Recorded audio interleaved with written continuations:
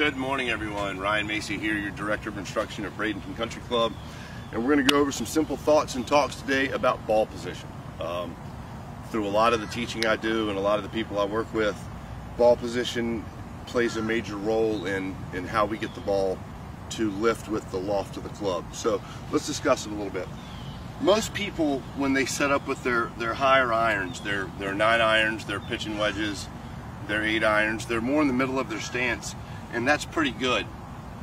But as the club gets longer, you have to start to adjust that ball position. Now, it doesn't necessarily have to be a whole lot. Like for myself, my ball position moves from probably right here where it's at, right about the middle of my stance, just up here to off of my front foot. So we're looking at maybe about this much room in ball position. And what happens is a lot of times people with their wedges, their 9 irons, their 8 irons, they'll set up kind of in the middle or more towards the back of their stance like this.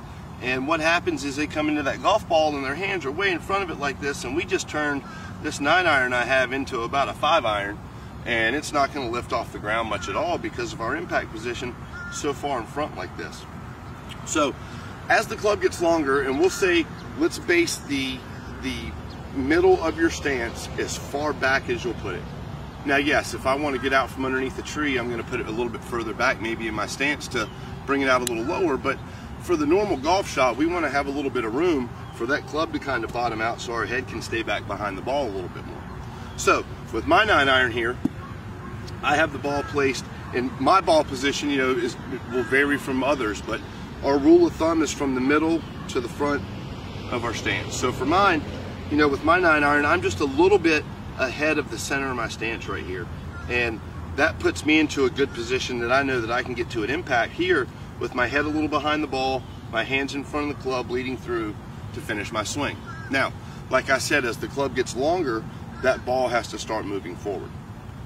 So if this 9 iron was now a 6 iron, I'm going to play that 6 iron a little bit further up in my stance right here because that club got a little bit longer. I'm not going to back away from it so much more as a lot of people do as they get longer clubs and they end up here, and now ball position, stance, how far we are away from the ball all becomes a factor.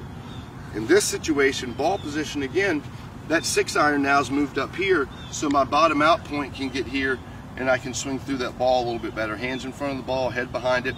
So to go to the longest club in your bag, your driver, and I see this happen to people a lot, the driver needs to be off the inside of your front foot. So if I was going to set up to my driver, I would have that ball position just off the inside of my front foot right here, so I can make sure that I keep my head behind it a little bit. I try to catch it on that upswing a little bit more instead of hitting down on it with a blow with one of our shorter irons like we do. If you can work on your ball position and work on these different things and know that with that driver, where the problem comes in is people end up lining that driver up in the middle of their stance. Well, now you've got the longest club in your bag, and when you come into it, the face is going to be pointing down to the ground, and a lot of times you're just going to hit the ball and it won't lift itself up in the air like we want it to. So when you look at your ball position, a good way for you to judge it is you can put 3 balls here, and we can say that this back ball will be about the middle of my stance, and that front ball right there will be about the front of my stance. So you can see I don't move my ball position a lot. Now, if I want to make that 9 iron go a little higher, I may play it up just a little bit further. If I want it a little lower, back just a little bit, but never back past that middle because we don't want to shut that face down so much. So, looking at the middle of your stance there, your wedges, your sand wedges, your 9 irons, something like that could be right here about the middle. As that club gets longer, 8 iron can move a little bit, 7 iron can move a little bit, 6 iron can move a little bit, till you're all the way up here with your driver and you're off the inside of your front foot like that.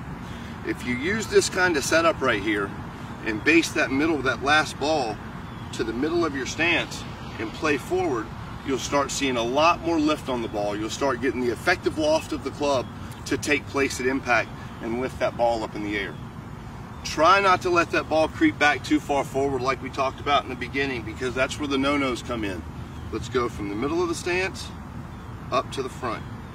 When we're up in the front of the stance, we're hitting driver, we're hitting fairway wood, we're hitting a hybrid, maybe even your 3 iron or your 2 irons for those of you that still hit them. You still have to place it up further because that club's gotten a little bit longer and you're trying to account for it. So if we do this and we can work on this, and everybody varies a little bit different, you'll start to see a lot better quality golf shot all the way through the bag, from the wedges all the way up to the longer clubs. And I promise you this will help you a lot when it comes to that. You all have a great day. Thank you.